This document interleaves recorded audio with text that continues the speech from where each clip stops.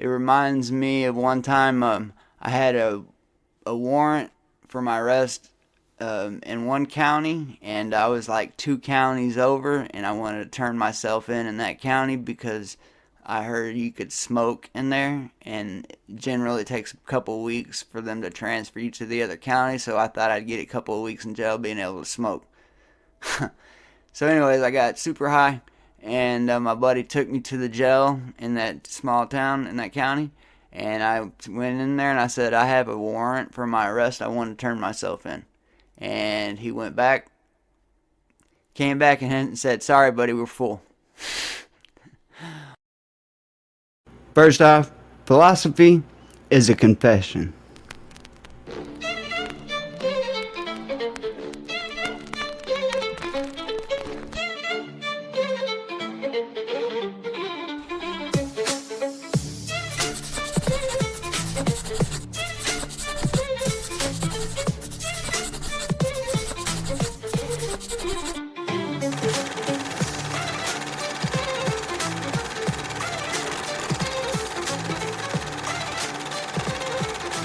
Philosophy is a confession. Go love somebody that you don't like.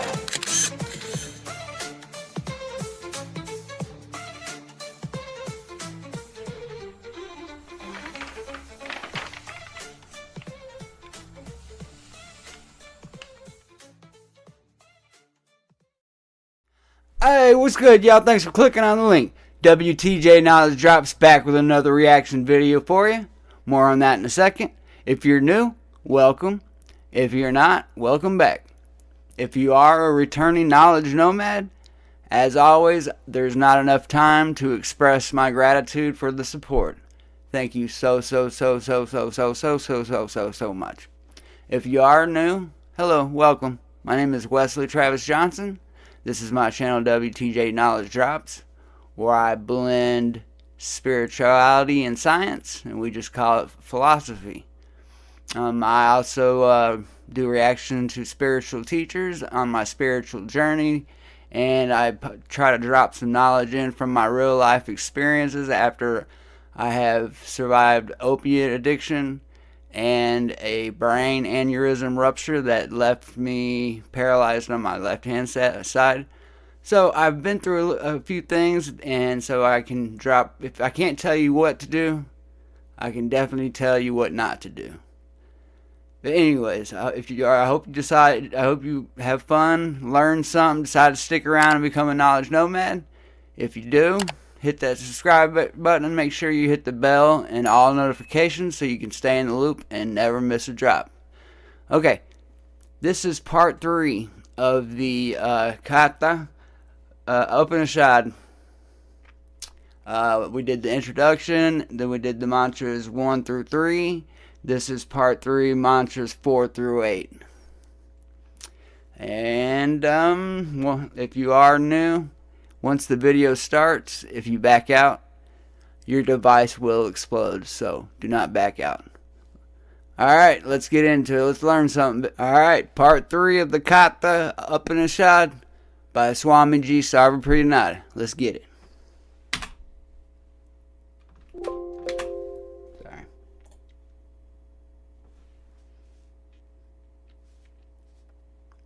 Om Sahana Bhavatu Sahano Bhunaktu Sahaviryam Karavavahe Tejasvinavadhitamastu ma vidvishavahe. Om Shanti Shanti Shanti. May the Lord protect us both, the teacher and the taught, together by revealing knowledge. May the Lord protect us both by giving us the results of knowledge. May we attain vigor together.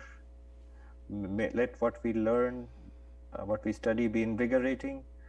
May we not cavil at each other. Om, peace, peace, peace. Yes.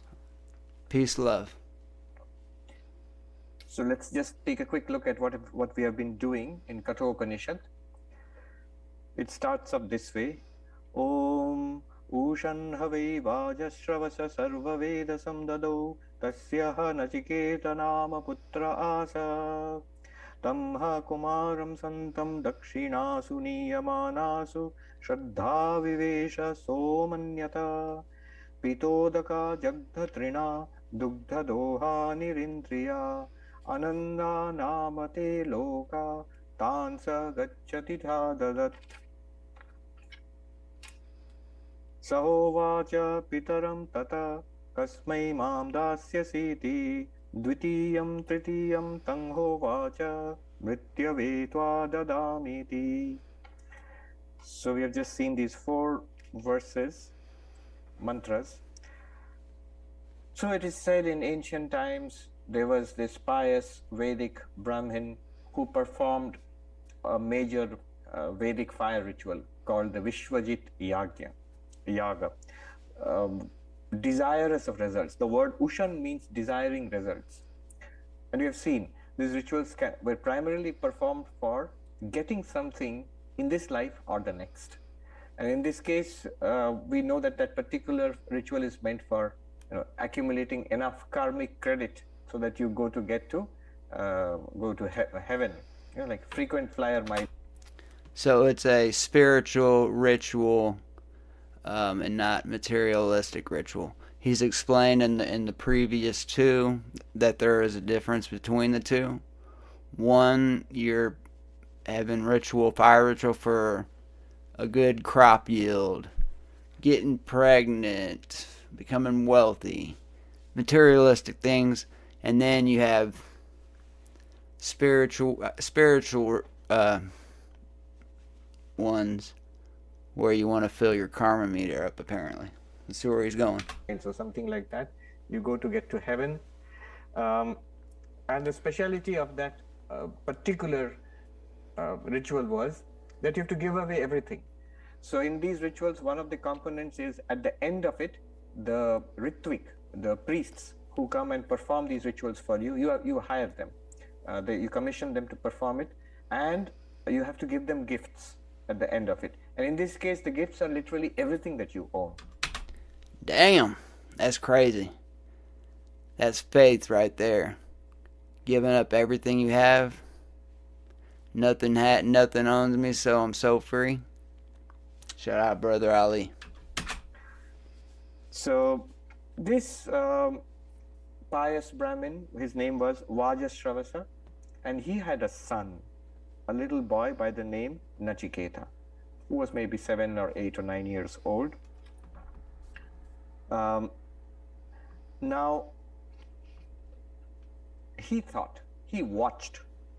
when he was this little boy, he watched the gifts being taken away by the priests. His father distributed the gifts, and the gifts were being taken away by the priests. Dakshinasu, niyamanasu. Then he thought, inspired by faith, shraddha vivesha. And this is an important thing which Swami Vivekananda gives a lot of stress on this. This shraddha, it is foundational to all kinds of higher life. Spiritual life, definitely, but all kinds of higher life, even moral and ethical life. Shraddha literally means faith, confidence. It's defined as astikya buddhi. Astikya buddhi means it is. Such a thing is. What I hear about from my teachers and from our elders, what I read about in these texts. He's literally explaining manifestation right now. You have to have 150% faith to manifest. The smallest seed of doubt will fuck it all up. So you have to believe 100%. If you want to move the mountain, you have faith and you believe in yourself to do it. That's the other part he touched on. You have to have that self-confidence. It kind of helps you get to that point where you're feeling like you can manifest, and you got to be what you want to become. Shut up, Wes. That there is something to it. Not just very high things like God and Brahman and enlightenment, but values. That it is indeed a wonderful and a great thing to be truthful. That it is. It really is. I spent the first half of my life as a con artist / liar, and whenever my karma meter reached 0, I stroked out and probably shouldn't have survived. I actually died on the operating table. I was only kept alive by a respirator. I forgot my point. I'll remember in a second. It is wonderful to be simple. Oh yeah. After my aneurysm rupture, I tried to start a business, and I went to the bank to try to secure funding. And I was so honest with the guy at the end of the meeting. He was like, next time, don't be so honest. So now I am overly honest to a fault, trying to make up for that first half of my life. And austere. It's wonderful to be self-controlled. It's great to be considerate of others. So these values, fundamental values, these are, I believe in them. I believe my life, I should pursue them. This is how to live a good and great life, is this kind of life. This is not a small thing. And not only that, another aspect of Shraddha is self-confidence. This is what Swami Vivekananda stressed again and again. Not only these values are important, not only these texts and teachers are right, what they are saying is good and great, I too can do it. I must do it. This is the purpose of my life. I must be a good and great person, and possibly a spiritual person. I must pursue the highest goals of human life. This kind of faith in oneself. And this is where I'm at, and this is where I'm trying to go. What about you guys? Where are you at on your spiritual journey? Let me know in the comments. I need the engagement. People suffer from issues of self-esteem. They sabotage themselves. If you are struggling with self-esteem, it's probably because how you feel about other people. It always reflects back onto yourself. That's why I say you gotta love the people that you don't like. Because if you don't love them, you can't love yourself properly, and then you fall into this where your self-confidence drops, and you are not going to be manifesting anything if that happens. So neither anything great in this life nor in the next, nor indeed spirituality. Nothing is possible without this Shraddha, belief in higher values, spiritual possibility, and belief in oneself. Exactly the same thing Krishna scolds Arjuna at the beginning of the Bhagavad Gita. Klaibyam masma gamah partha. Do not give in to this paralysis. You are a great person. Regain your confidence in yourself. You are a great warrior. So, in your dharma as a warrior, and then indeed on spiritual life, I'm going to teach you about. He said all that before teaching about the Atman and Vedanta and all that. Unless one is ready to change, I want higher things in life. Same for us addicts. First step, you got to admit that you have a problem. First step here, admit that you need help. I want a better life, a higher, nobler life, and I can do it. I'm ready to try. Please teach me. Without this initial preparation, nothing can come. No good can come. No spiritual path. Why spiritual path? Even counseling and stuff like that will not work for you unless I have this inner willingness to change. So he had this Shraddha. This little boy had it. And he thought, so manyata. What did he think? Look at these gifts my father is giving away. These are absolutely the worst things he owns. He is giving away. So there's a sort of humorous description.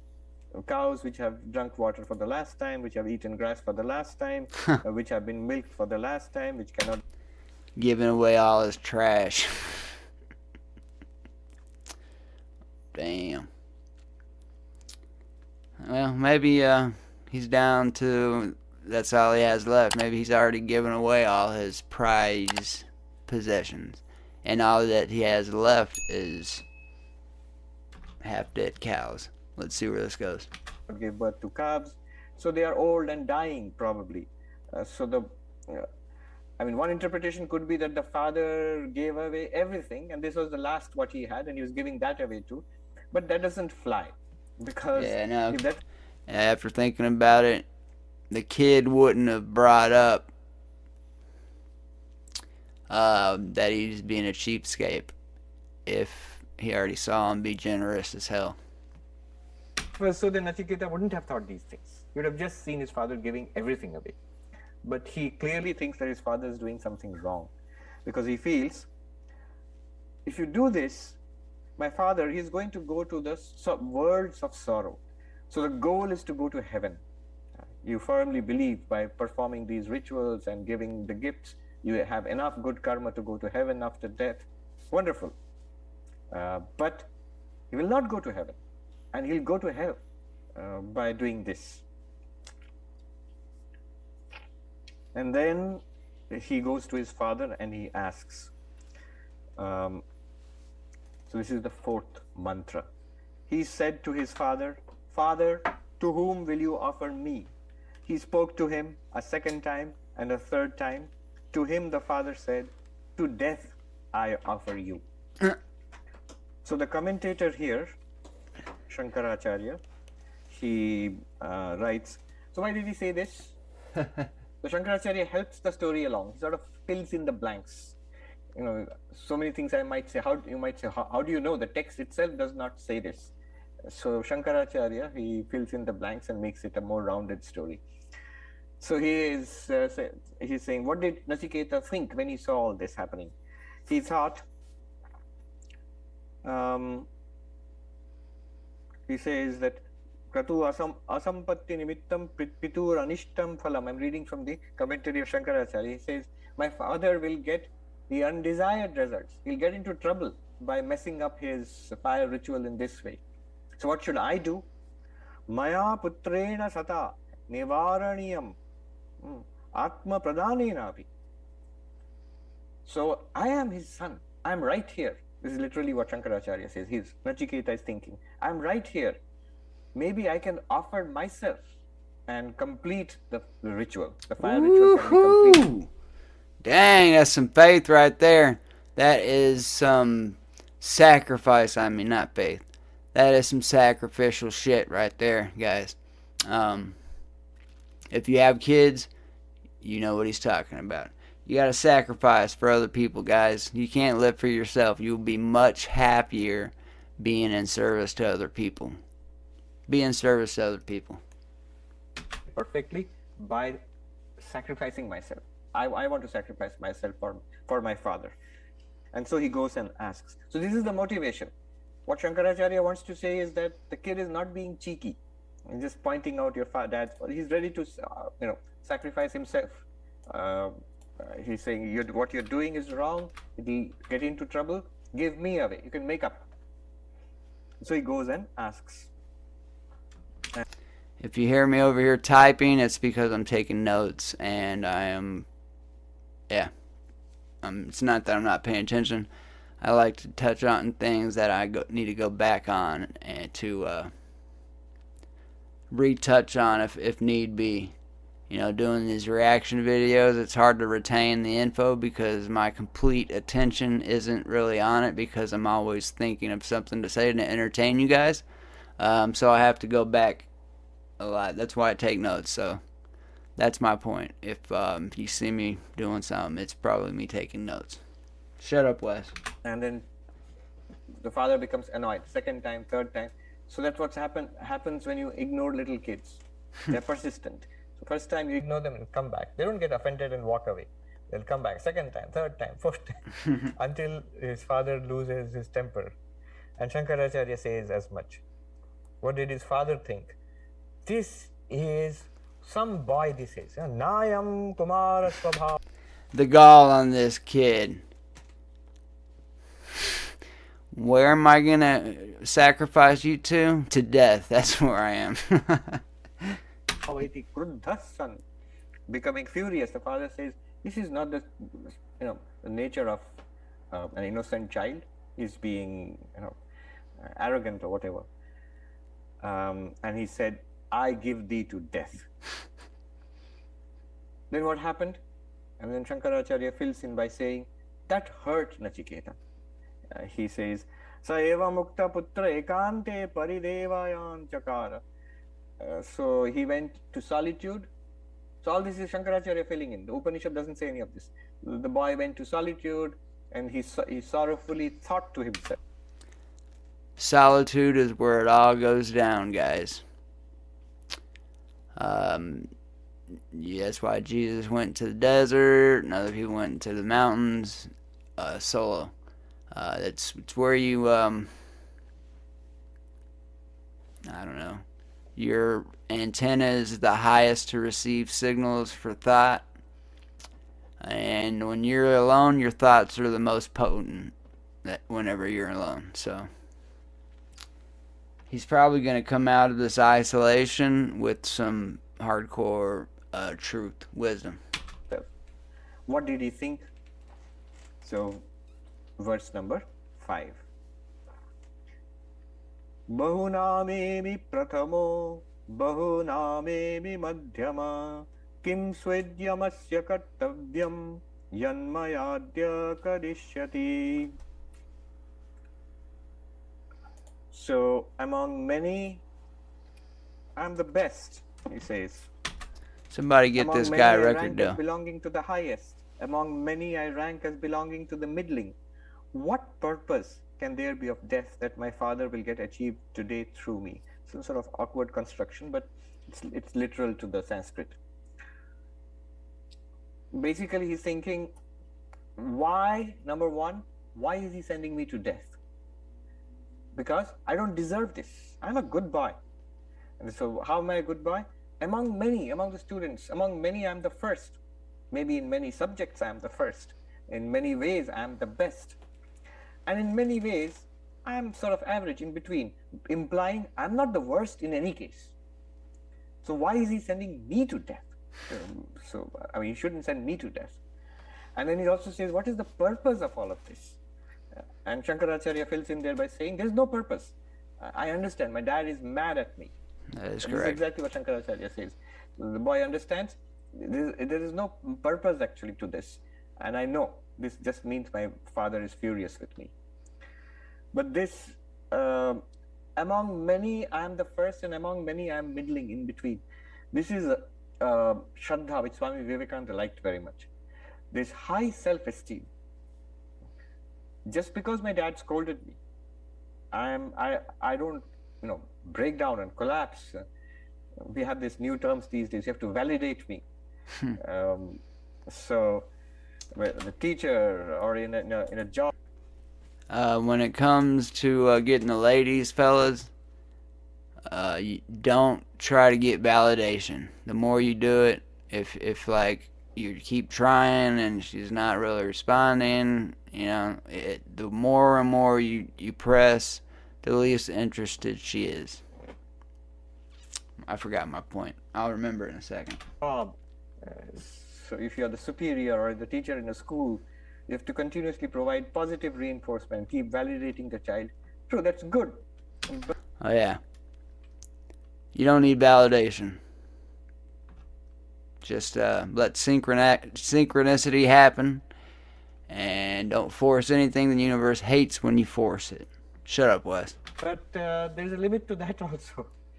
And now the opposite is there, that the child can hold you responsible for not validating me. You're criticizing me. You're not encouraging me.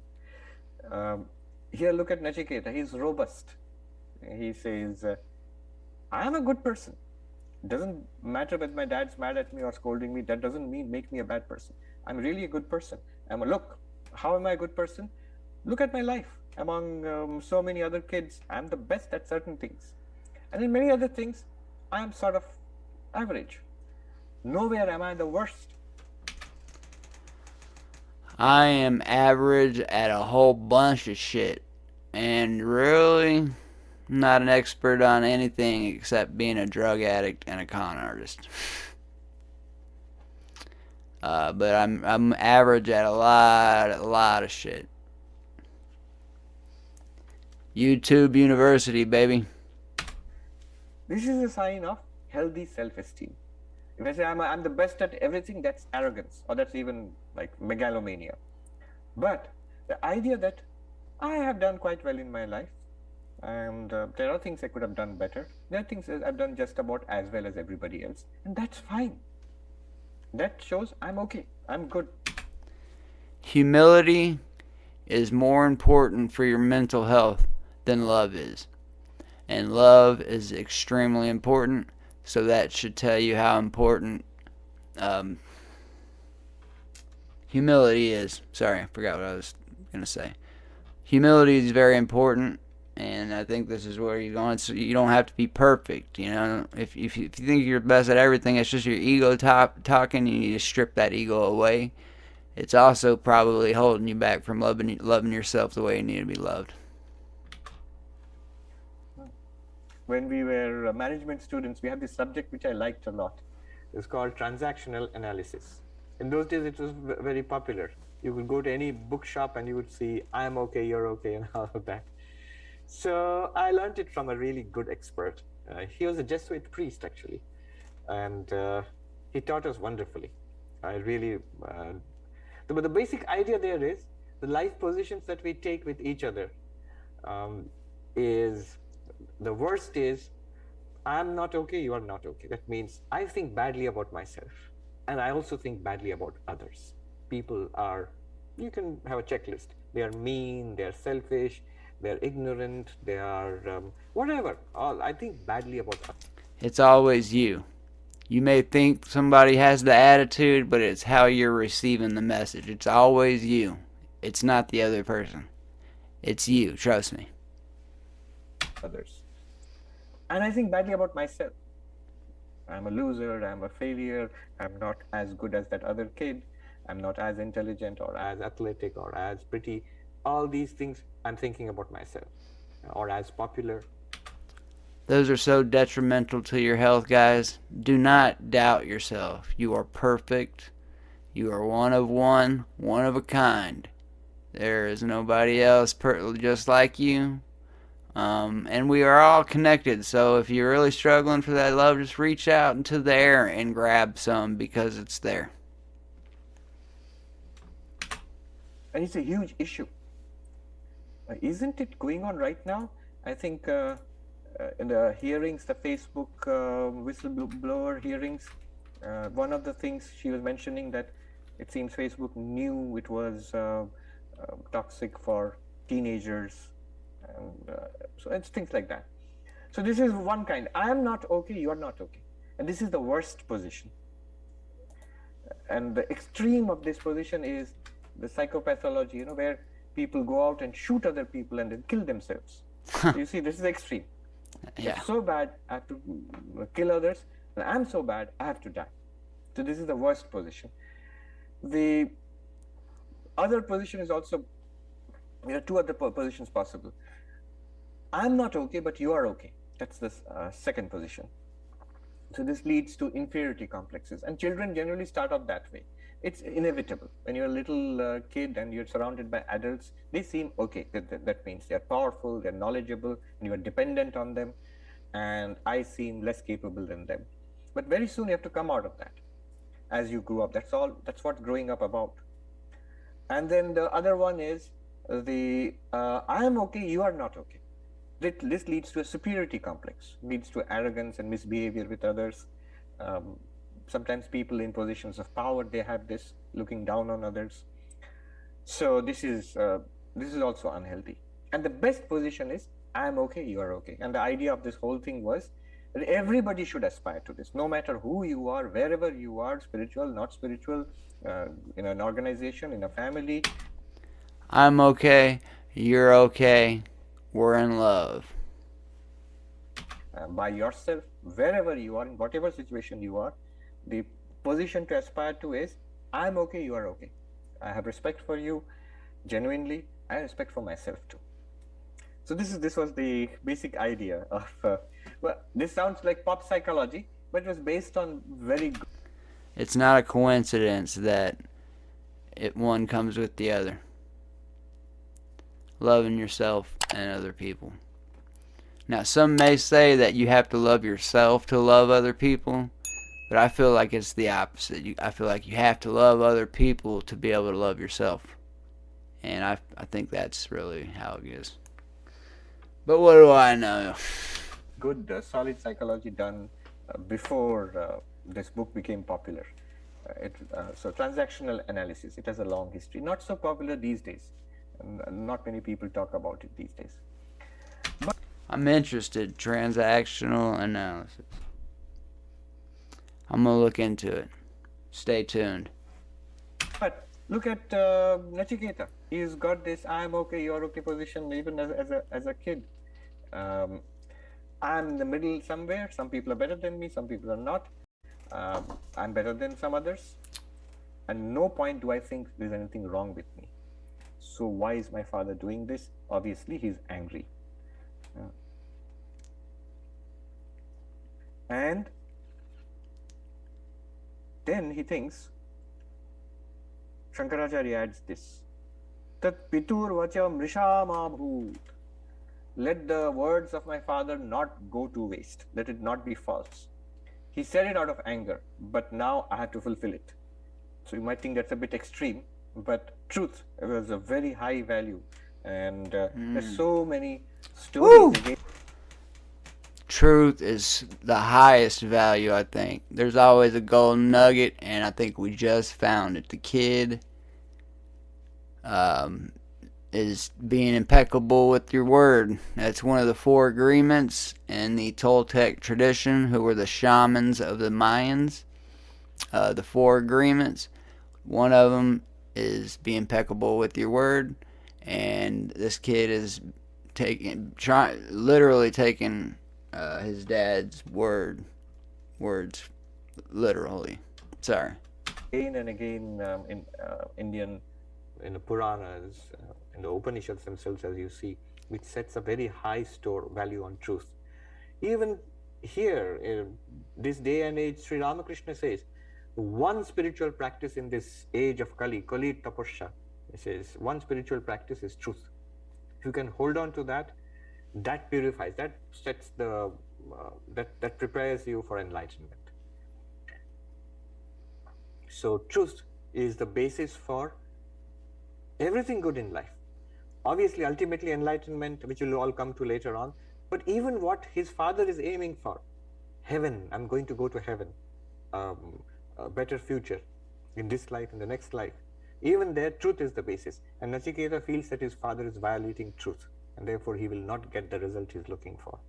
And he wants his father to uphold the truth, and is willing to sacrifice himself for that, and therefore...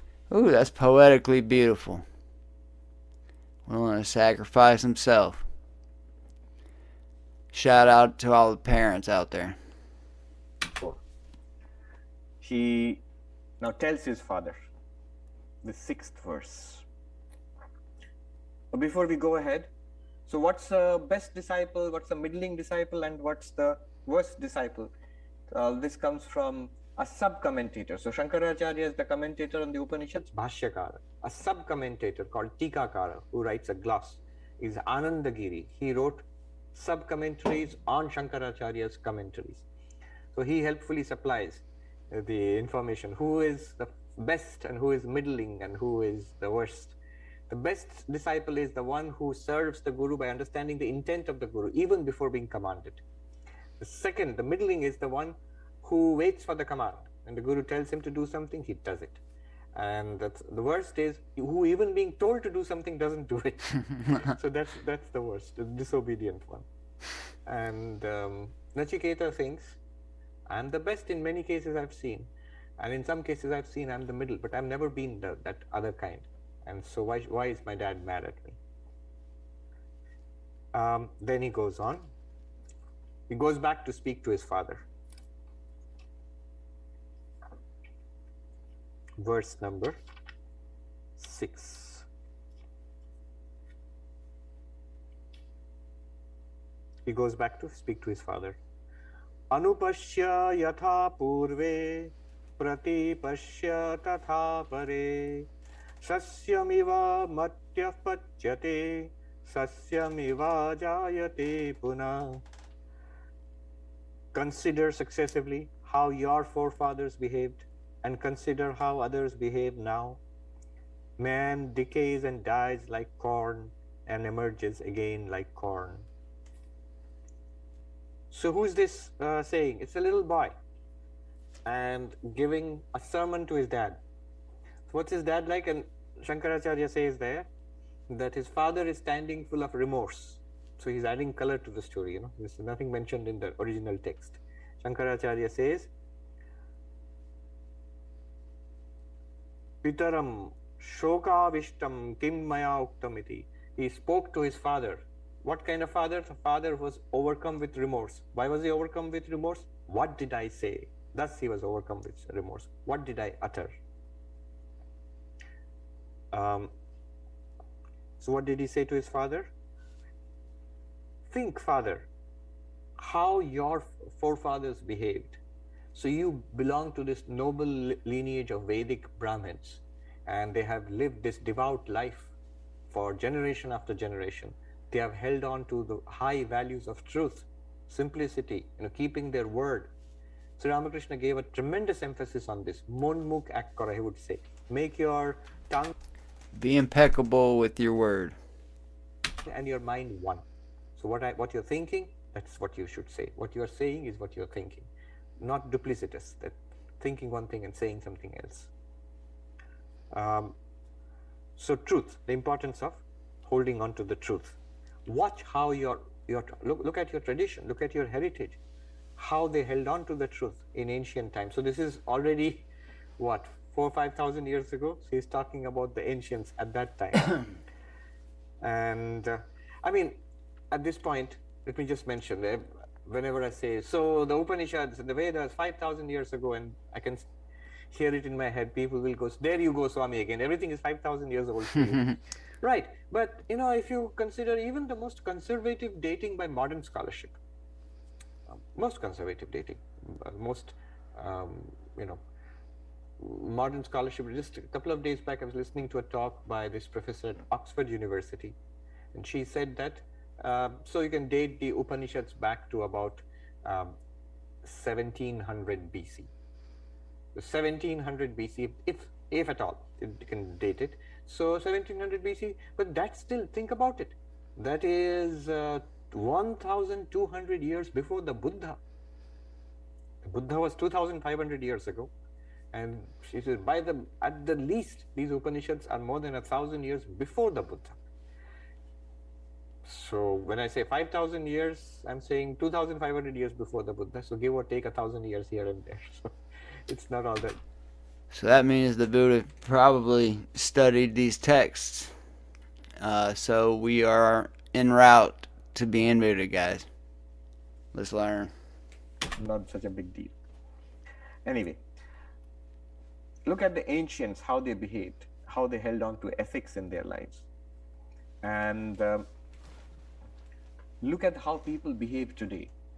Shankaracharya points out, Vartamanascha apare sadhavo yatha vartante. Vartaman, today. Look at good people in society today. What are they doing? How are they upholding values?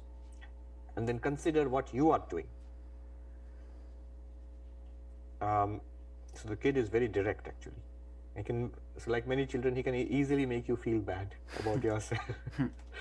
So look at how people are behaving today. So holding on to a truth, holding on to even a damaging truth where you lose something. The French philosopher Foucault, in this last years of his life, he had something he gave several lectures on, Theresia. It's a term which means truth-telling, talking basically, but truth-telling. And he says, what is truth-telling? So holding on to a truth, holding on to even a damaging truth where you lose something. The French philosopher Foucault, in this last years of his life. That's some powerful shit. You gotta let go of the negative truth.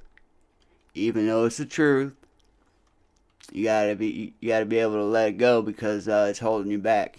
Even though it is the truth. I think that's where he's going with this. Let's see. He had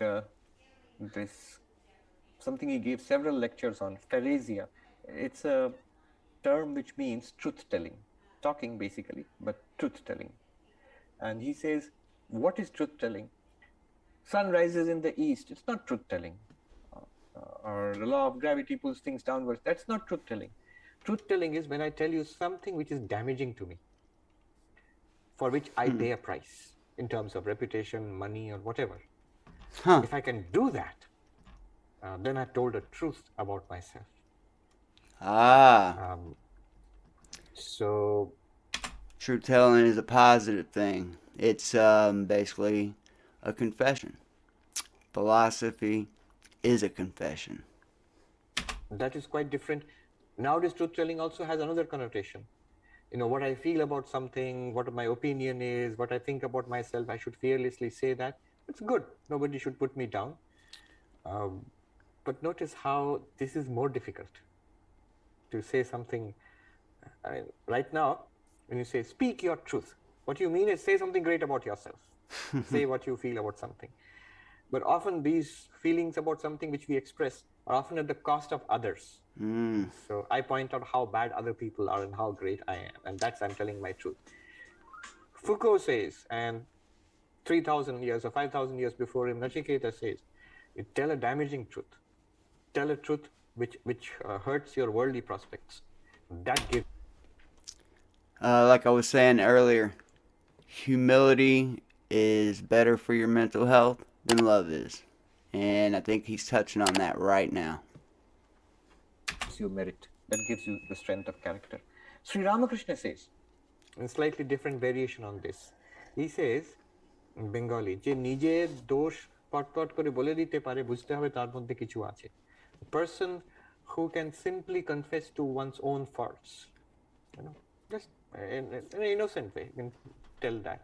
You have to see that that person has character, has something. This video is lining up so much with my philosophy that it's unreal. I mean, we're touching on everything that I preach right now. It's beautifully poetic, guys. So it's difficult. And he says the ancients did it, and those who are here today, they are also doing it. They are also doing it. What are they not doing? Shankaracharya writes, Nacha teshu mrishakaranam vrittam vartamanam vasti. They do not speak untruths, even today. About this monk, he's sort of talking about the deterioration of values in Indian society. He put it very poignantly. He said,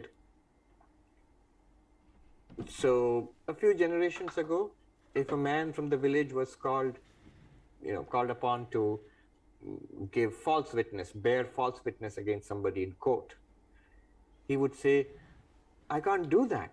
I have a family. And the karma is so bad for telling a lie that we will all suffer. I would suffer. I have children and people who depend on me. We would all suffer if I tell a lie because it's such bad karma. Be impeccable with your word. Always. I struggled with this the whole first part of my life. I was a pathological liar. I believe it runs in my DNA because my mother is as well, and she still is to this day, and is probably going to die like that.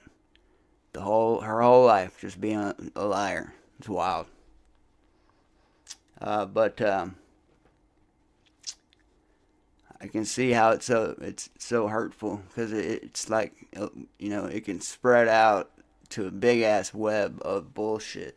Think about it. And he says in the same village today, the monk is saying, today, a man will go happily and tell a lie in court. And if you ask him, why did he do it? He'll say, what can I do? I have a family. This is a firm belief in the law of karma, in ethics, in consequence, in moral consequence. That has now been replaced by, I don't know about all that, but I know about the financial consequences. So I have a family. And the rich man bribed me to tell a lie in court. What can I do? I have to take the bribe because I have a family. The same excuse, you see. But one is based on a firm belief. This is that money is hard to turn away sometimes. Just ask all these politicians that get bribed. I'm pretty sure that's how they make the most of their money, is through bribes. We should not allow lobbying, guys. Lobbyists should be illegal. Let's start that movement right now. It's nonsense, guys. Shut up, Wes. Shraddha. Without that, morals, ethics are not possible. Even conventional religion is not possible. The kind where you want to be a good person and go to heaven. You won't even believe any of that. I'd rather be a dishonest person and earn extra money now rather than be a good person and tell the truth and remain poor and go to. It's hard to live for the future instead of for right now. I think that's one of the major differences between a kid and an adult, is being able to work today for future gains instead of working today for today gains. Put in the work and it will manifest in the future. That's my point. To heaven later on, I won't have faith in that. Who knows? Because I am cheating. Therefore, I think everybody around me is a cheat, and certainly these scriptures. This is fact, guys. I used to be the biggest con artist in the world, and now when I question people's character in a negative way right off the bat, because I've been there and I know what people are capable of. So that's where I go automatically. So I can see where he's saying. It reflects back onto yourself. It's all the same. Love somebody that you don't like so you can love yourself properly. And texts and all, maybe they are telling lies also. So, Shraddha, Astikya Buddhi, the firm faith that higher values are real. We are lacking them in today's society. Big time. It's social media. Everybody gets keyboard warrior, so much hate because you can't, it's so anonymous. I think we're going to end up having to issue out people like a social security number for the internet so we can know who's what. Back in the day with American Online, I'm going to sound old as shit right now. They used to have like police officers that would troll the chat rooms that were called TOS, terms of service something. But if they were in the room and they see you trolling, cussing, doing whatever, you get your ass in trouble. We need to bring that back. Bring back TOS, but we need it for the internet in general, across the board. It's the fucking Wild West out here, guys. We've turned it into the Wild fucking West. There is a saying, I don't know the original Sanskrit of this, very beautiful. To the man of truth, his words are like written on rock. To the one who's false, his words are like written on flowing water. Woo! Yeah. Ingrain it in stone, guys. Ingrain it in stone. The difference between the two.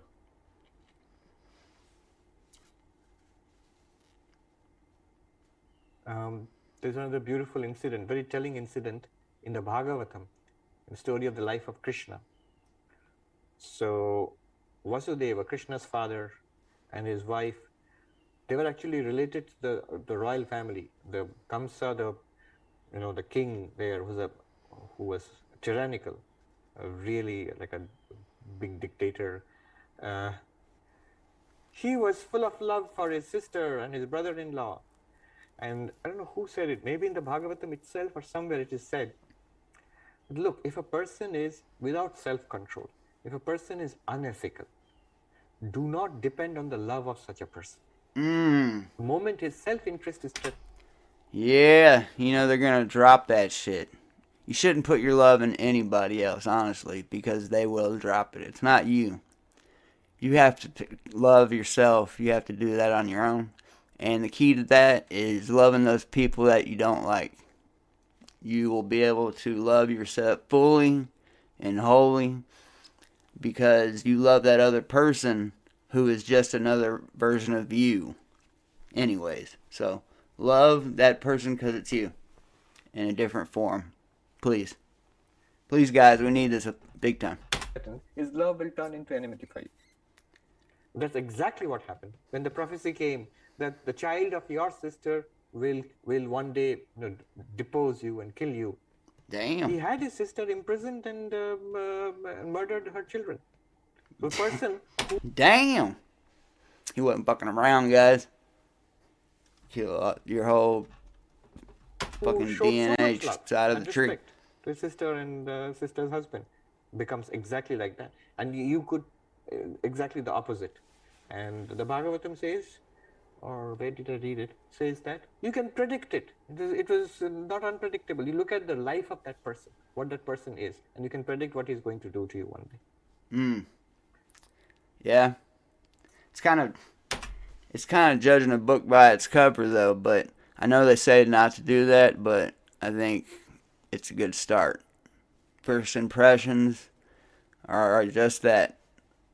First impressions, they're very important. It will announce your character to whoever it is that you are meeting with.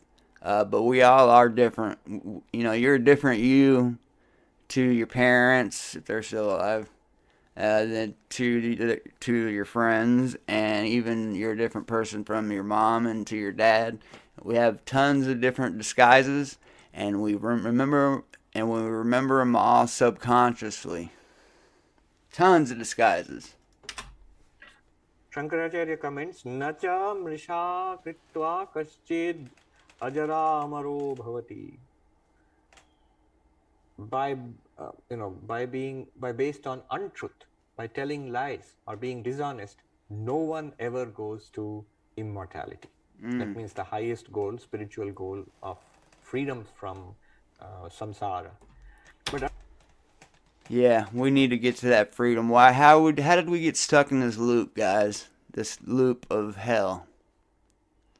If we're going to have to keep coming back around until we ascend spiritually, I need to get on that, because I am not trying to go through this again. I don't give a shit in what form.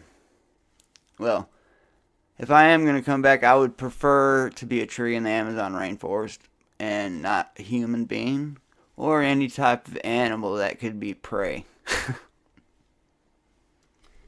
I would rather just not. I want to transcend to the highest heaven, so I got a lot of work to do. Another secondary meaning of that immortality is going to heaven also. One of the promises of heaven is, those are the realms of the immortals. You live in a heavenly place with the gods.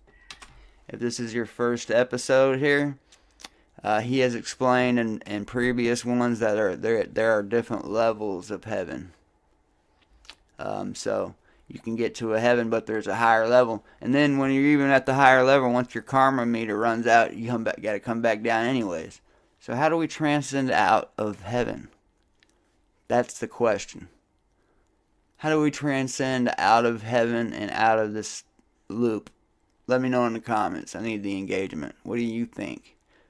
Just a guess. Shut up, Wes. It was kind of secondary kind of immortality, because you'd still come back to the world once your good karma is exhausted. But even that kind of relative secondary immortality also one will not get if one is unethical. People say these things are impossible to practice today. The world is so full of lies and deceptions. You can't survive if you're going to be truthful. I disagree. I think it's only online, only on social media that we see that. In real life, it's still, I'm disabled, so I see, people's kindness. People go out of their way to help me. Disabled people come before chicks. Like, a person will open a door for me before they will a woman. And just countless other beautifully nice things that have happened. Now, when it comes to getting a job, I can't even imagine what it's like to be non-white, because, I am a minority. Just being disabled, I can't even imagine being a different race. Y'all are strong as fuck, man. Love you. I'm not so sure.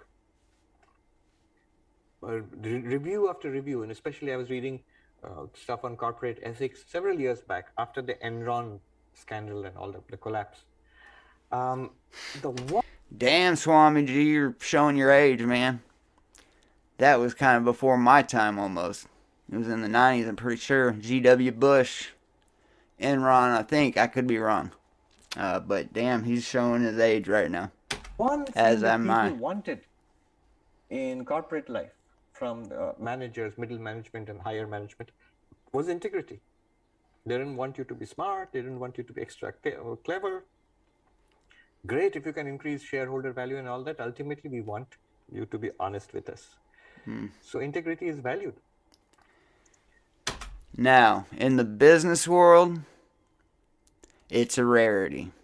I mean, it has to be if you want to make money. If you want to be a capitalist and take full advantage of it, you got to cut costs like a mother. And yeah, I forgot my point, but I'll remember it in a second. but the point here is, Yes, with integrity, you will succeed in this life. In the business world, capitalism, there is no business ethics or integrity, really. Unless, I mean, if you don't want to make money, you can be that way. But if you want to be largely successful like these millionaires and billionaires and soon to be trillionaires, you have to be unethical. There's no way to get to that point without that being that way. It's just facts. If I'm wrong, tell me in the comments. I need the engagement. you will go to heaven afterwards also. But If the push comes to shove, if it's a choice between integrity and success, you must choose integrity and truth, even at the cost of remaining poor. It'll come to that. And that's hard as fuck, guys. Woo! Resist that temptation. This is good, man. It's touching on a lot of shit. Resisting temptation, self-control,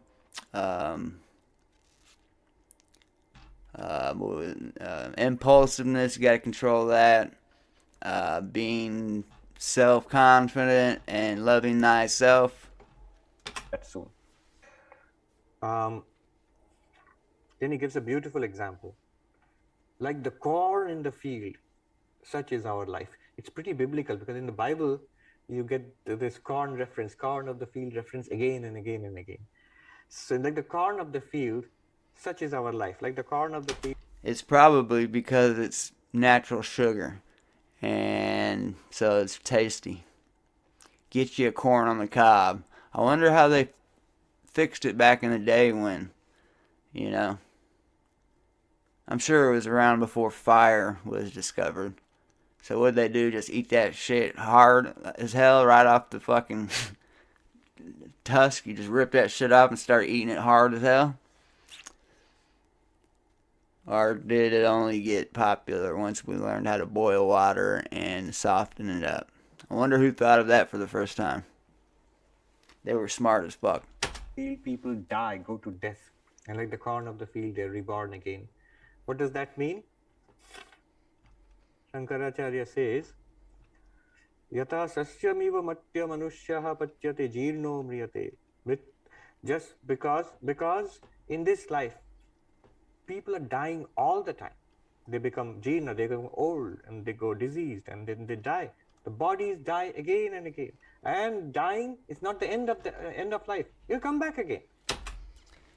I already died once. I'm glad my old self died. I like my new self a lot better. I don't know if my friends would say that because I am a little bit different. I'm like super responsible, and you know, all my old friends were in a different type of lifestyle. So I kind of look like an old man, and I am. I had a good role model. My dad was real solid. Besides his addiction problems, but it's another talk for another day. Mritvacha sasyama iva ajayata. After death, one again is reborn like the corn of the field. And so this is not. I don't want to be reborn, especially as a corn on the cob, guys. So I need to get to work with the spirituality. I need to transcend. I am going to get to the point where I can give away all my belongings to whatever guru that is going to be here to help me. and I want to go the Vedanta route. Sorry, I can't talk this morning. Shut up, Wes. Good news. You get to repeat the same stuff again and again. Mm. Avir bhavati, they come back again. Avir bhavati punaha, again. How did we get stuck in this loop, guys? Let me know in the comments. How did we get fucking stuck in this hellish loop? Evam anitye jivaloke kim mrishakaranena. So in this transient, momentary, temporary life, what's the point of abandoning truth and taking recourse to falsehood? What will you get by committing such terrible karmic sins? Because bad karma and quick gains. They're hard to resist. Get that self-control going, guys. It starts with self-confidence, and that starts with loving the people you don't like. Everything that you get, your life itself will go away very soon. Why not hold on to something that is solid, it's eternal? It seems abstract, but it's solid, eternal, which is truth. Hold on to that. And Shankaracharya says, Palaya Atmana. Shout out to the person in the comments that was down for a live stream about truth.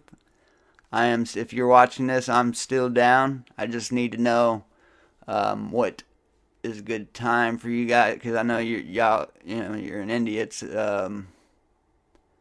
12 hours ahead, I think. I'm not 100% sure, but let me know what time and day and are about. It's like, just name a day of the week and a time around, and I will do that live talk about truth with you, or anybody else that wants to join. Satyam. Hold on to your truth. A very modern kind of language. Your truth. We say your truth or my truth. He says, hold on to your truth. That's pretty. Your truth may not be the same as somebody else's truth, and they both might be true. Think about that. Now, you could see an accident from one angle, and it looked like one person caused the wreck, and then somebody from a different angle sees a totally different thing, sees the other car that caused the wreck. So whose truth is right? They're both right. So keep that in mind when you're hating these people. Because life is short. Just the opposite of, you live only once. YOLO philosophy. So I can tell lies, I can do whatever because you're living only once. It's just the opposite. He's saying because life is short, because everything will go away, hold on to something that is eternal. The fact that I told the truth, I did the right thing. That's great. Yeah. It's good. It's probably crucial when you're in those last moments, I would imagine. Although I think it's a magical process. I think God has probably perfected the death process. I think we get flooded with DMT and all that. Our pineal gland produces it. So I think we get flooded with DMT and just go out nicely. I can tell you though, it just feels like you're dreaming. I was dead. I was only kept alive by a respirator. I was in an induced coma for a month, and I just felt like I was dreaming the whole time. So you won't even know that you're dead, is my point. I did not tell the truth. I did the wrong thing. Whatever I got out of that is temporary, transient. Notice, we are always in favor of being good. Always, without any kind of exception. To make us do something wrong, we need fear or temptation. Either out of anxiety or some kind of temptation, I tell a lie. Is the fear of getting caught, is too much. It's fear. Drug addicts trying to get more drugs. I think 99.9% of all people in jails and prisons are tied to some sort of drug or alcohol. I would almost bet my life on that. Fear. Given the choice, if things were all right, I would tell the truth. The opposite is not true. Nobody tells a lie, does a wrong thing just out of the, the purity of heart and goodness of his heart. That I don't want anything in return. I'm just telling lies unselfishly. I don't want anything in return. The only way that could be wrong, in my opinion, is if you're lying about something to not hurt somebody else's feelings that you know might be sensitive to a matter. But that actually, you don't lie. Not even in that. Just telling the truth. The truth hurts, but it's powerful. I'm just going to go around doing nasty things. I don't want anything. Nobody ever does that. No. It's usually we want something, temptation, or we are scared of something. Terror or temptation, anxiety or desire. Yes. Without these things, we would all be happy to tell the truth. Is it possible to tell the truth in this society? One professor of corporate ethics here in America, he said, I'll tell you the truth, Swami. If I taught my students to be literally truthful, the businesses would collapse. Yes. On the other hand, that's what I was just touching on. You have to be unethical if you want to succeed in capitalism. Because guess what? You're going to have a competitor. That's what drives capitalism, is competition. And that competitor is going to undercut everything that you have. It's going to force you to be unethical if you want to be successful in capitalism. You got to look at it as a game. But we got to resist those temptations, guys. Taught them to be manipulative and conniving, the businesses would collapse sooner or later. So I have to show them a middle way. So don't tell untruths, don't tell outright lies, but don't go around unpalatable truths also, spreading them around. Don't do that. You have to be sort of common sense. Swami Vivekananda was very clear. He said that society is the best where these ideals can be practiced. Common sense is not very common, by the way. It's an oxymoron. And it was probably a moron who came up with that saying.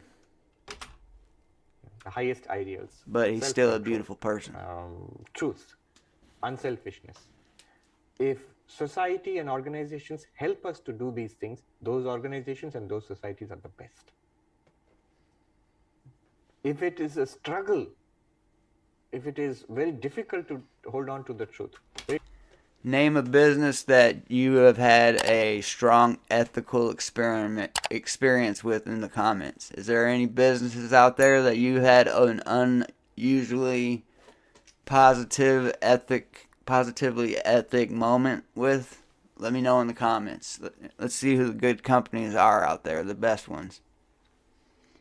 I can't really think of one on the top of my head. Only the opposite. I've worked for a lot of retail shit, and they definitely ask you to do unethical shit, but they do it like real fucking what should I say? Passive aggressively. Very difficult to be self-controlled. Very difficult to care for others. Very difficult to be selfless. Then there's something wrong with the society, with the organization or the family, whatever. I think the purpose in life is to be in service to others. Sacrificing your joy for someone else's to be happy.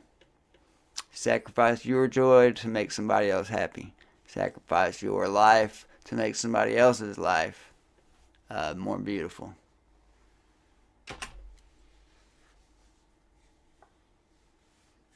Somebody is asking what is the name of the professor. I'm not going to tell you.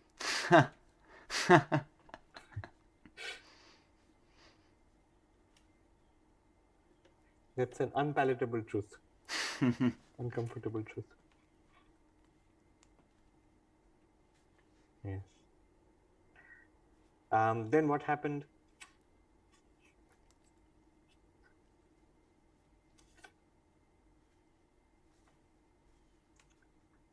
So hold on to the truth.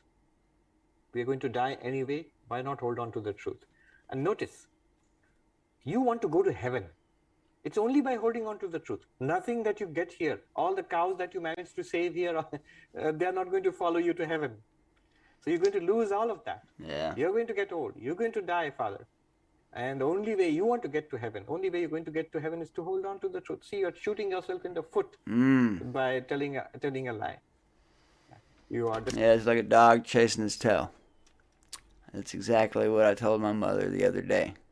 You know, you kind of like, well, I was talking about worrying because she's constantly worrying. Worrying about death is bringing death upon you. So it's kind of like a dog chasing his tail. If you're worrying about it, you're putting out. Worry is a misuse of imagination. Stop worrying. It is detrimental to manifestation. Shut up, Wes. destroying the traditions of your forefathers. You're setting a bad example to society at present, and you're not going to get what you want. So hold on to your truth. Palaya atmana satyam. Hold on to your truth, O Father. And once again, your truth. Just because your truth is that doesn't mean it's the same truth right here or over there to your left and to your right. Your truth is your truth. If it matches up with someone else's truth and y'all vibing in the same frequency, then hell yeah, that's a win-win. You have found a good match. But if that's not, then don't worry. Just do you. Put out good energy. You get back what you put out. Send me to the house of death because you said so. Send me to the house of death. You see this theme coming again and again. You see Raja Harishchandra, who is known for telling the truth and who suffered terribly, the king Harishchandra. He had to give away his kingdom. It was a test the gods were putting and the rishis were putting him through a test. And he went through terrible sufferings for that. Ramachandra, Lord Rama himself. So his father Dasharatha had to hold on to the truth because of a promise he had given. And because his father tells him to go to the forest in exile, he does it because he wants to hold on to he wants to make his father's words come true. Truth is important. Here's a funny story. It comes from...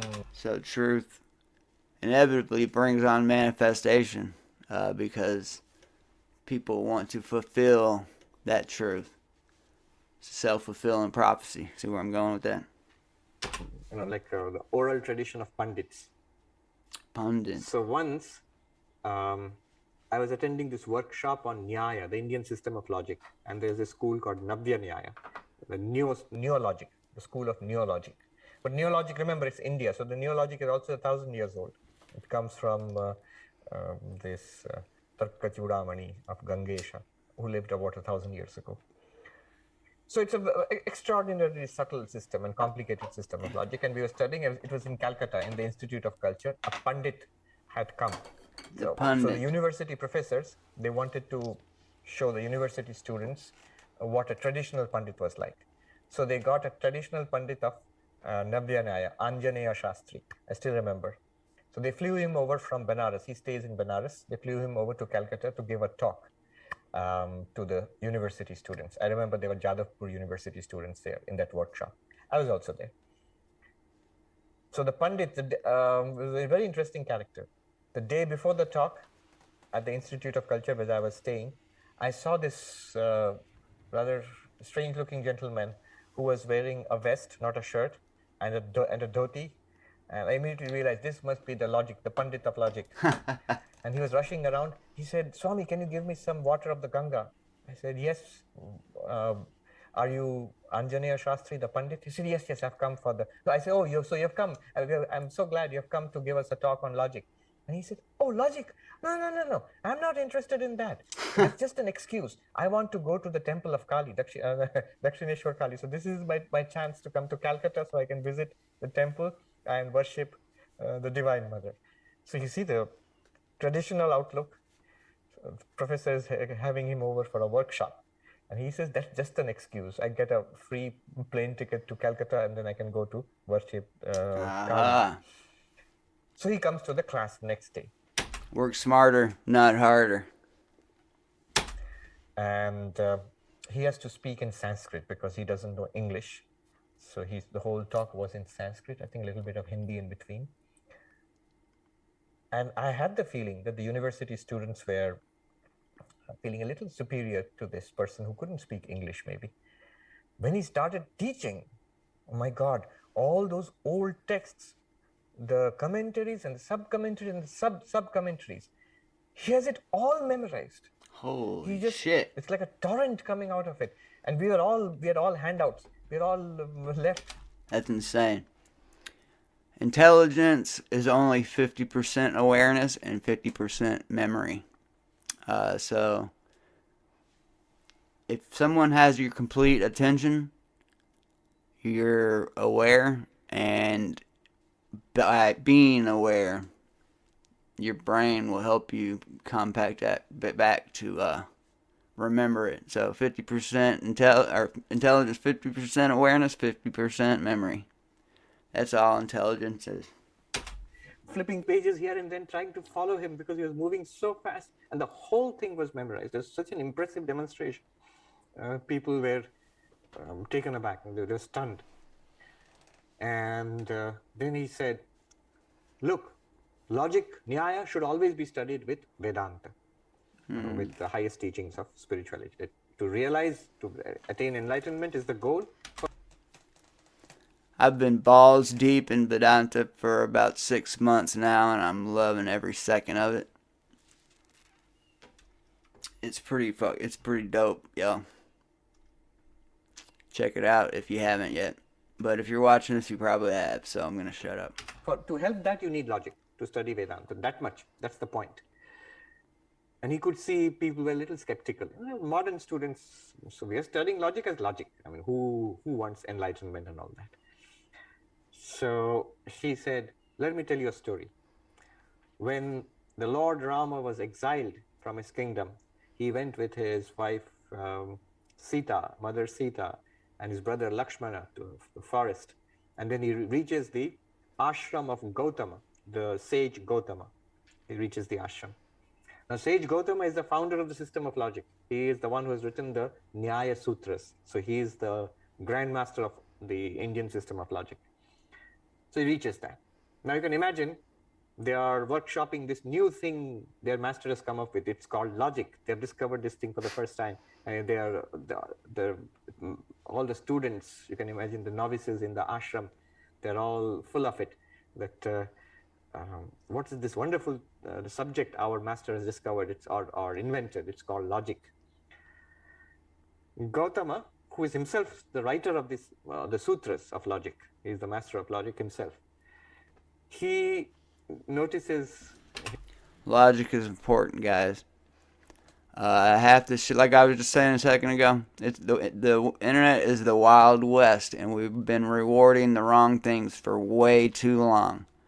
You got to be real critical with those clickbait ads. You know, they just make shit up. And if you're not thinking critically, you'll believe some bullshit like a mothership is on its way instead of an asteroid that's about to just pass by us. I mean, it's going to be a really close call, but these people talking about motherships and shit are insane. It's an asteroid. It has been going around the sun for the last 15,000 years. It's going to pass by Earth closer to us than the moon is, which I would say is about as close as you can get without being hit. Let's hope their math is right. I'm pretty sure it is. His students' childish enthusiasm for the subject. My point was, you got to use logic when you're reading all this bullshit, guys. Think critically. Does it defy physics? If it breaks physics, it's not true. He's himself teaching. And to teach them a lesson, he tells Ramachandra, you know, what's this problem I hear about? You have been exiled from your kingdom. You're the crown prince. You are supposed to be crowned the king. And now you have been thrown out into the forest. It's so unjust. Why don't you tell your problem to my students, and they'll apply logic and come up with a solution to your problems. So Ramchandra tells the whole story, how his father had given his word, and then he was tricked into exiling him so that his younger brother can now take the throne. And so he has to go.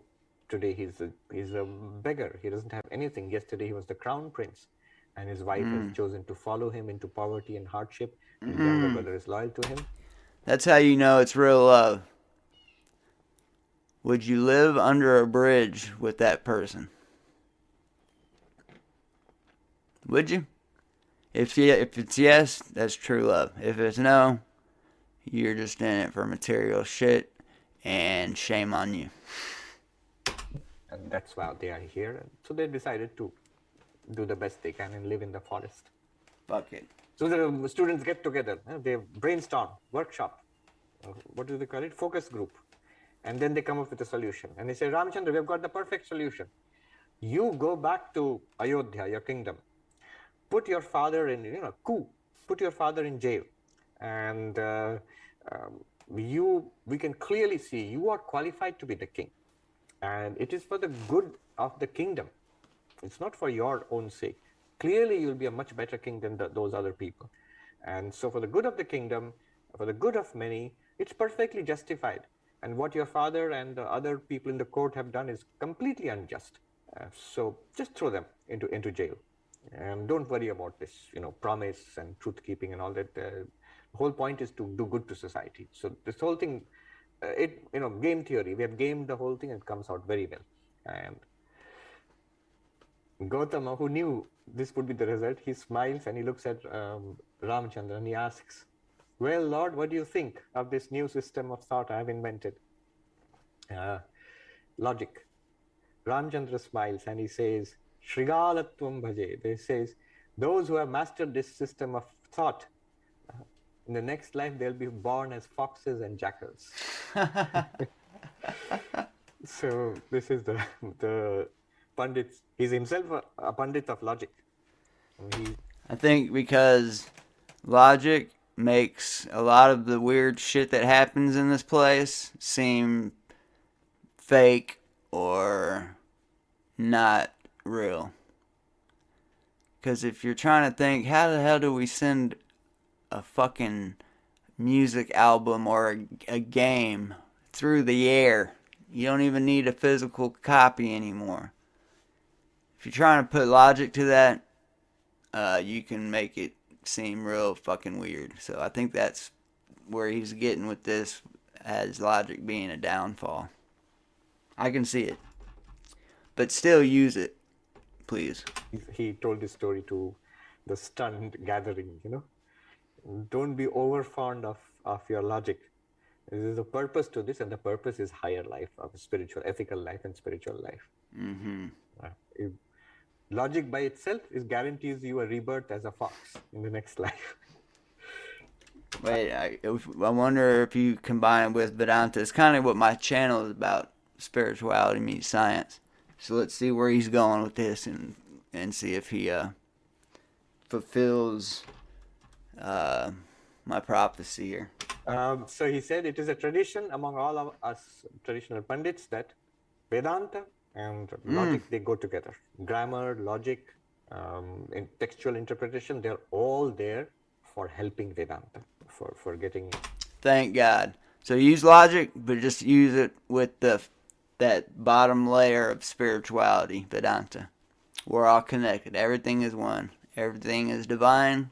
The only single thing is everything. Shout out Olin Batista III.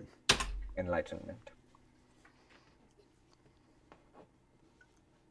Then he goes to the house of death. The little boy goes to the house of death. Here a skeptic might ask, a logician might ask, how? With this body, how did he go? Where is the house of death? I have no answer to those questions. He just goes to the house of death and that's it. That's where logic by itself is a downfall.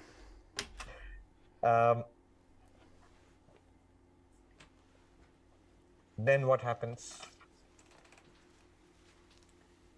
So he reaches the house of death, but all this you have to fill up. The story takes an abrupt jump forward. Death is not there. The king of death, Yama is the king of death. One little side note here on this system. That's pretty funny. Hey, I'm gonna go see Death. You go, and oh, he's not even here. He's out killing people. Sorry. You want me to leave a note for him? It reminds me of one time I had a warrant for my arrest in one county, and I was like 2 counties over, and I wanted to turn myself in that county because I heard you could smoke in there, and generally it takes a couple of weeks for them to transfer you to the other county, so I thought I'd get a couple of weeks in jail being able to smoke. So anyways, I got super high, and my buddy took me to the jail in that small town, in that county, and I went in there and I said, I have a warrant for my arrest, I want to turn myself in. And he went back, came back and said, sorry buddy, we're full. And I said, so I just told you that I have a warrant and you're going to let me walk out the door. Yeah, we're full, you're going to have to go to that county. Talk about a weird fucking situation, guys. This idea in Hindu thought. So there are all these gods with small g, and they are in charge of the different powers of nature, of the universe. There's a god in charge of the sun, there's a god in charge of the fire. They are not God. This is what many people find confusing about Hinduism. God with a capital G is one. It's exactly the same as in the monotheistic systems. There is one reality behind all of these, just as it is behind all of us. There is one reality, which is the reality of this entire universe, who is the creator, preserver, destroyer of the entire universe. That is God with a capital G. In Vedantic terms, Saguna Brahma. Saguna Brahma. We read in Vedanta Sara, if you remember, precise definition. Maya Upahita Chaitanya, consciousness associated with Maya, pure consciousness associated with Maya, is God. That's only one. That in Hinduism you can worship as Vishnu, Shiva. Are they not contradictory? No, they are not contradictory. God is infinite, in essence formless, and therefore can appear in any number of forms. There are different levels of infinity, just like there are different levels of heaven. To the devotees. After all, the Hindu idea is, Vedantic idea is God alone who is appearing as this universe. If God can appear as you, me, him and her, and plants and trees and blue whales and dolphins and stars and quarks, why can't God appear as Vishnu or Shiva or Durga? Why not? Mm-hmm. So God can appear in many forms and can be worshipped in many forms. Yeah, and if you're struggling with addiction and you haven't been to like a detox or a rehab, this is what they teach you here. First thing is admitting that you have a problem. I forgot my point. I'll remember in 1 second. And so you have this vast technology of worship, of spiritual practice. Vast. It's an incredible thing. Oh yeah. So you have to find a higher power. And back to the addiction thing. You got to find a higher power and give it all up to him. It could be anything. It doesn't have to be God. It could be nature. It could be the universe. It could be a doorknob. Whatever you choose, just find one. Find a higher power. But I'll tell you what, all you have to do is look within. Generated, the ancient Hindus. But all true, there are these gods with small g's. And they're gods, they're called, gods is the only name we can use, but the actual word is devas. And devas literally mean the bright ones. The bright ones. And the bright ones, div, to shine. The bright ones are beings just like us. We are sort of dark or semi-dark ones, and there are hellish beings which are pretty dark ones, and the devas are the bright ones. They are very sattvic, they have got lots of good karma by which they have reached positions of extraordinary power in this universe, and they will continue to hold sway over these powers until they lose those positions because their good karma is exhausted. So there is a god who is in charge of, or Deva, let's say Deva in charge of Agni. Agni is a Deva. Agni means fire. And there's a Deva who is in. So what's the point of filling your karma meter up positively. If you're gonna transcend out, you're gonna eventually, the meter's gonna run out up there and you gotta come back around again. How do we get out of this loop, y'all? Let me know in the comments. I need the engagement. Charge of Agni. So that Deva is also known as Agni. There is a Deva who is in charge of death. And that Deva is known as Vivasvata. Vivasvata is another name of the god of death. So he is in charge of all the dead people. I like the god of death only because it kind of makes you, it's embracing your dark side, and that is very powerful. As long as you can learn, you got to embrace it and learn to control it. And it's very, very powerful. Embrace your dark side, learn to control it. And what to do with them and all of that. And they are all powerful beings, in general interested in goodness, but they are not necessarily spiritual. And so some of them are spiritual. This god of death is a very spiritual one and knows the secret of Brahman and all of that. Some of them may not be. They may come back again to worldly life and to get more good karma, to go back to being a deva. All right, so this is the idea. And one of them is the god of death, also known as Vaivasvata or Vivaswan. He goes to the god of death. God of death is not at home. The god of death is on tour. You can imagine, god of death is very busy. The people dying all the time. He's probably out there killing them if he's the god of death. He's out there poisoning some soup and shooting people in the back of the head. But that's still funny. He went to go visit him and the motherfucker gone. And so I guess he sometimes sends his minions, but sometimes he himself has to take care of business. So he's out on tour. And Nachiketa reaches that and he's told that he will not go back home. He waited there. I'm sure they offered him food, and he says, the Upanishad says he waited without food. So he refused all the snacks and stuff. And he just waited for Yama to come back home, because he has been sent by his father to the god of death, not to have snacks or to relax or something, but he has to meet the god of death. So this kid is definitely an old soul. He's very wise. I wonder why they made it a kid instead of a man. Probably because it's still the purest form before we're jaded. Filler. And now the story takes off again. The god of death comes back home. And somebody, we don't know who, maybe his wife or maybe his secretary or somebody, informs him there is somebody waiting for you. This is verse number 7. Vaishwanara pravishati atithir brahmano grihan tasyetam shantim kurvanti hara vaivasvatodakam. A Brahmana guest has entered the house like fire. For him, they accomplish. He's trying to sacrifice himself for his father, correct? I think that's what this is going. It's a beautifully poetic story. This kind of propitiation. O death, carry water for him. So a guest, a Brahmin boy no less, has come to your house, and he has not been entertained at all. No, he has not been given food or rest. He's been waiting for you for 3 days. So you must propitiate him. You must serve him.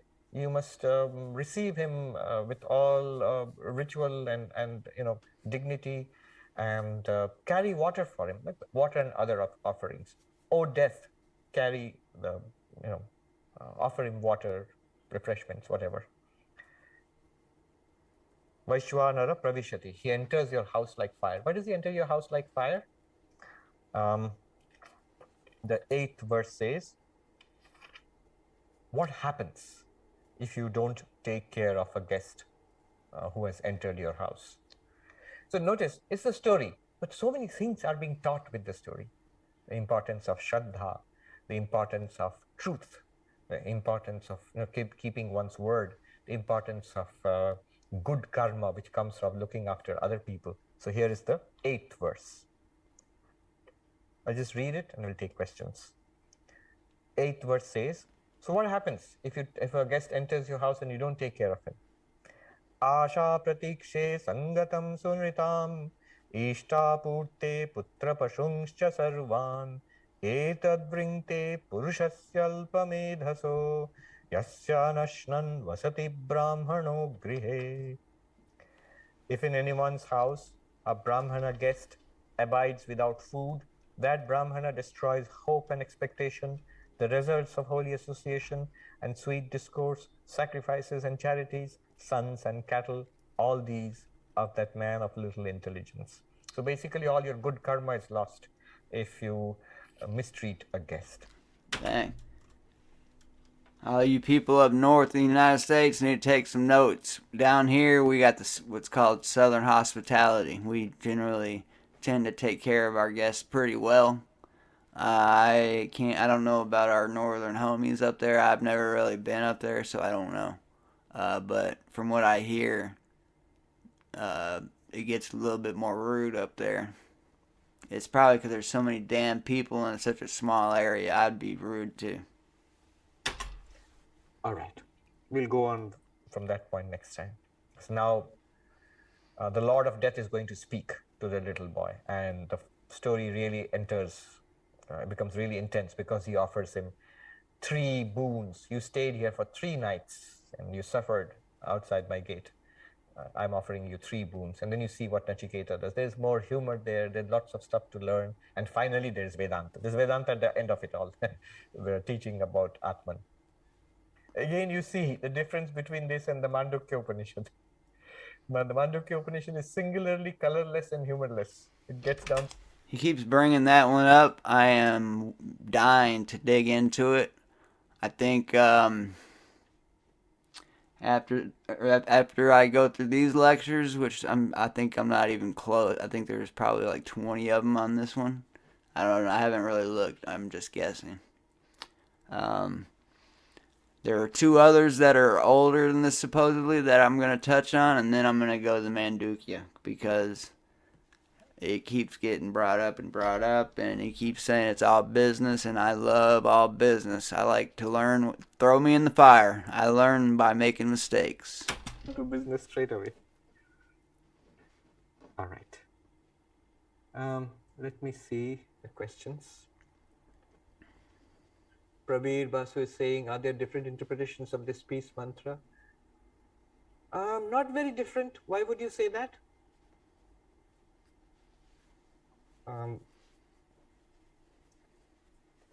Then Gaurav says, some dualist traditions see the moksha as attaining the planets of the Ishta Devata. Correct. So, not planets exactly, the loka. Loka would mean the realm. It's not particularly a planet or anything, but yes. So Gaudiya Vaishnava's goal is to attain Golaka in Vrindavan, eternally enjoy by having the 5 types of relationship with Krishna. I think you mentioned in one of classes that these lokas are real. Are you making concession to people who see this world in terms of duality? Is the lokas are real in what sense? Vedanta has no problem with these lokas being real, but what kind of reality would Vedanta, classical Vedanta, give to these lokas? The same reality as this world, which is a vyavaharika, transactional reality. Look, a traditional non-dualist, Advaitin, has really no conflict with the dualist. That's why it's such a beautiful thing. And it doesn't have any conflict with religion either, except for the fact that they left out the whole Vedanta first step to any spiritual or religious practice. The West completely left it out. Because if we all knew we were God, imagine how powerful we'd be. They stripped that shit away quick as hell. In what sense? We admit everything. That we are these jivas, we are caught in samsara, everything is being propelled by causality, that is karma, and we are caught here. And to break this cycle, to attain freedom, we need the grace of God. Everything is being done by God. We admit the existence of God. We admit the existence of this world and the higher worlds and the lower worlds. We admit the existence of good karma and bad karma. We admit the existence of sentient beings of all kinds, all of us. All of this is fully admitted. And we admit the efficacy, what the ancient Hindus were most interested in. You non-dualists, do you admit that the karma kanda, the rituals we perform, do they work or not? Or in later, and this I'm quoting a sadhu, the traditional ritualistic Hindus would be suspicious of the non-dualists. They said, these fellows, do they believe in pilgrimages? Do they believe in puja? Do they believe in the holy Ganga and a dip in the holy river? And the sadhu says, Baba, hum sab mante hai. My dear fellow, we accept everything. Rituals and pilgrimages and a dip in the Ganga, take as many dips as you want. All of it is accepted, but do you accept that they work? Yes, that they work. That they lead you to moksha also. Yes, they lead you to moksha also. Moksha in the sense of not coming back to this world, eternally existing in the plane with God. And then there are different kinds of moksha which the Vaishnava schools speak of. Salokya, you stay in the same realm as God. If you were a Gaudiya Vaishnava, it would be Goloka. If you are another kind of Vaishnava, it would be the Vaikuntha. So, or if you are a worship of the Divine Mother, Devi Loka. I know this gentleman who's been an American gentleman who's been in Vedanta for many, many years, decades, and a very serious practitioner, very quiet, inward, introverted. And so I asked him, so your goal is, what do you think you are going to attain, that liberation, moksha? He said, no, I want to go to Devi Loka and stay in the presence of the Divine Mother. That appeals to me. It was very interesting. So all of these are accepted. So you say, I'm sensing a big but coming after this. But there is a higher reality or a deeper reality, which is the paramarthika, the absolute reality, which is existence, consciousness, bliss. There is the screen of the movie. There is the waking up from the dream. So what you are talking about, we don't contradict it in those. We don't say that, the Vaishnava heaven, Vaikuntha, does not exist. This world exists, but that does not exist. That's the materialist. We don't say that. We say in the... Yeah, that's us over here. The materialists. It's me. Or it was me. I'm doing pretty good at getting out of that habit. Sense that this world exists, in the sense that you are this limited person. In that sense, there is a God of this universe, and in that sense, there is also heaven. All of that is an appearance in the absolute reality. That's all we are saying. In reality, you are that absolute reality. That alone is appearing as this world, and as you, the individual, and as the God of this universe, and all the heavens. So the Salokya, you go to the heaven and stay with God. And that is admitted as moksha. Again, at the transactional level, Vyavaharika. Samipya, not only you go to heaven, you stay close to God. You stay on the same neighborhood, maybe. And then there is Sayujya, Sarupya. You have the same form as God. Then there is Sayujya. You have a oneness with God, not in the Vedantic sense. You're merged, as if, like you take a dip in the river and you hold your breath and stay inside, in that sense. You are still your individuality, but you are submerged in God, as it were. Sayujya, one with God. Yeah, we swim in God, I think. We're basically swim. It's everything. So all the particles, the oxygen we breathe in God, guys. So act like it. And all of them, you're enjoying the bliss of the divine presence. And it's so beautiful. Why would we deny that? That's all there. Vyavaharika, transactional. And just... Vedanta is beautifully poetic. Woo! Holy shit. I am in love. not for the dualists, for the non-dualists, fine print says that is just the politically correct way of saying false. So that's it.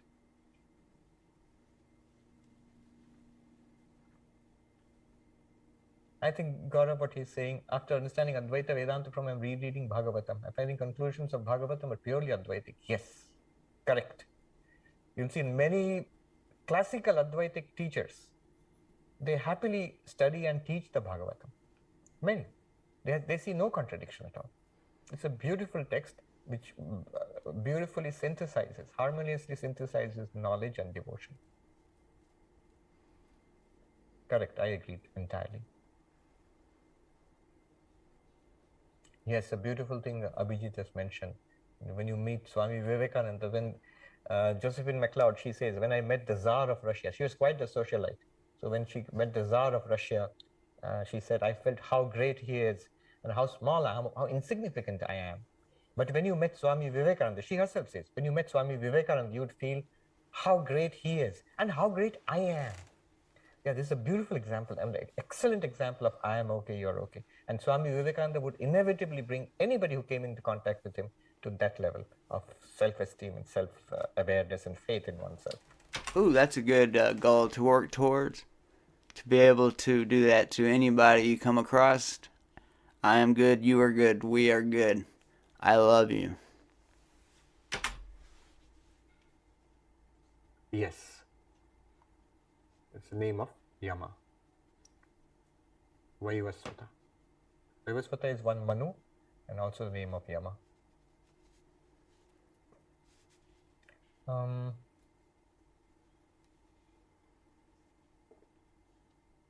Gloria says, was the surrender of Jesus to the crucifixion primarily demonstration of integrity on his part?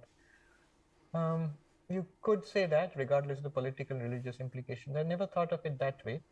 As I generally think of it in the sense, the traditional Catholic interpretation, that as a sacrifice of God, or the Son of God, which is the manifestation of grace, which basically from a Vedantic perspective is also very understandable, that we have this tremendous load of karma on us.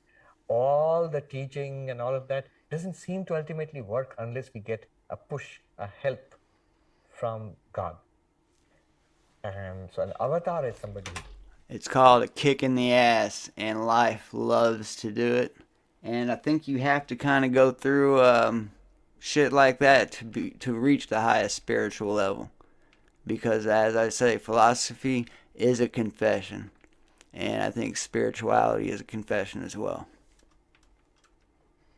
You gotta go through it to get it. You can do that. Christ did it, and every avatar can do that, can help us. Siddhartha says, in the Mahabharata, Krishna asks Yudhishthira to lie, rather be deceiving. In order to make Drona stop fighting, Yudhishthira does this and his chariot touches the ground, which I imagine to be a metaphor that he is now a mortal like anyone else. He was following Krishna's advice when he lied. Would that stop him from reaching immortality? No, it wouldn't. But he would still have to suffer the consequences of telling a lie, which he immediately saw that he's just like anybody else. But the Mahabharata and the Ramayana, they are such rich texts.